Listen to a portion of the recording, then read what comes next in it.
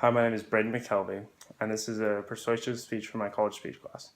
Our speech book, Communicate, 14th edition, by Verderber and Stelnow, is defined as the process of influencing people's beliefs, attitudes, values, or behavior in a public speech.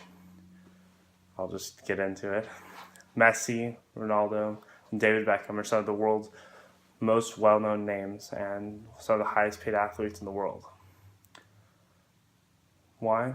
Because soccer is an international phenomenon. Soccer is this sport that's played by children all over the world. Many of us who watch sports are constantly debating which is the best sport and who's the best at that sport.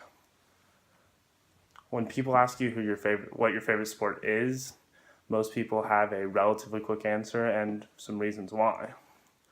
As a player, referee, and avid watcher of sports, I would say that I have a complex palette of information regarding these sports. And I believe I can develop an opinion on which I believe is the best. Soccer is the best sport because of its active strategy, understandable rules, and its pacing.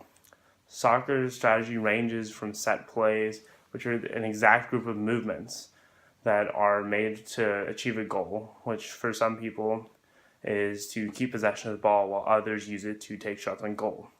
These are given any time that the other team incurs a penalty or the ball goes out of bounds on the touchline, which could give you a corner or a goal kick. Soccer strategy doesn't just stop with set plays, though. A lot of the players throughout the entire game are coming up with strategies on their own as the game is happening. A lot of times it's not something that you think of beforehand, more as just something that you see in the moment. And there are a lot of different types of passes that have been innovated through players of our time, from giving goes to just a variety of ones. Giving goes are where a player would be passing the ball to you and then you passing the ball immediately back to the player, leaving them open for an opportunity to cross or shoot the ball. And this kind of strategy really helps out, and if done right, it's pretty beautiful to watch. The rules of soccer can be complex, but they're there simply for the safety of the players and so the game is fair. And there's only a few rules that you need to know when initially starting to watch or play the game. That being whenever your team kicks the ball out, it's the other team's ball, and you can't just knock people down.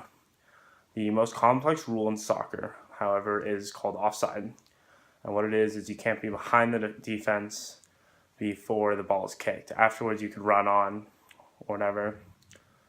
The pacing changes depending on which kind of game is being played. If you have a game filled with professionals in it, the game is relatively fast-paced with lots of stuff happening all the time. Whereas if you go and watch a high school game, it's somewhat slow-paced.